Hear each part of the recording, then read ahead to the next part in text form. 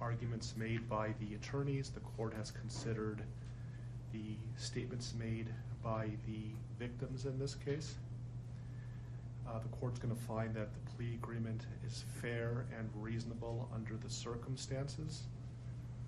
I want to acknowledge the Rusick family as well as the Watts family that showing mercy on Mr. Watts is understood, and I respect that decision to request that the district attorney not seek the death penalty in this case. And so the court is going to accept this plea bargain under the circumstances. Words that come to mind when I hear the evidence in this case are a senseless crime and the viciousness of the crime.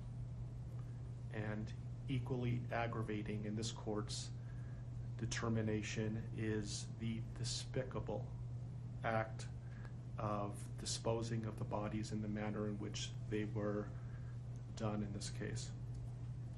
I've been a judicial officer now for starting my 17th year, and I could objectively say that this is perhaps the most inhumane and vicious crime that I have handled out of the thousands of cases that I have seen. And nothing less than a maximum sentence would be appropriate, and anything less than the maximum sentence would depreciate the seriousness of this offense. So the court is going to sentence Mr. Watts as follows. With regard to count number 1, murder in the first degree as it relates to Shanann Watts, the court is going to sentence you, sir, to a life sentence in the Colorado Department of Corrections, followed with no possibility of parole.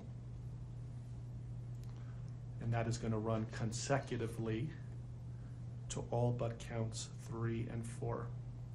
With regard to count 2, as it relates to murder in the first degree with Bella, the court is going to sentence you to life in the Colorado Department of Corrections with no possibility of parole. With regard to count number 3, the court is going to sentence you as it relates to Celeste to life in the Colorado Department of Corrections with no possibility of parole. With regard to counts 4 and 5 relating to Bella and Celeste as a different theory of first-degree murder, the court is going to sentence you to life in the Colorado Department of Corrections, and legally those sentences must run concurrently as a different theory of first-degree murder. Recognizing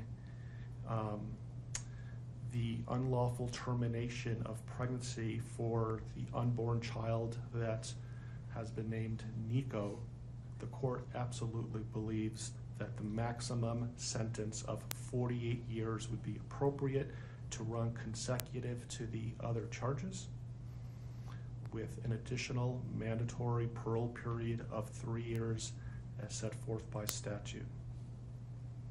With regard to count number 7, as it relates to tampering with a deceased body, as well as counts 8 and 9, each a class 3 felony, the court is going to impose a maximum sentence of 12 years each for those counts to run consecutively to the other counts.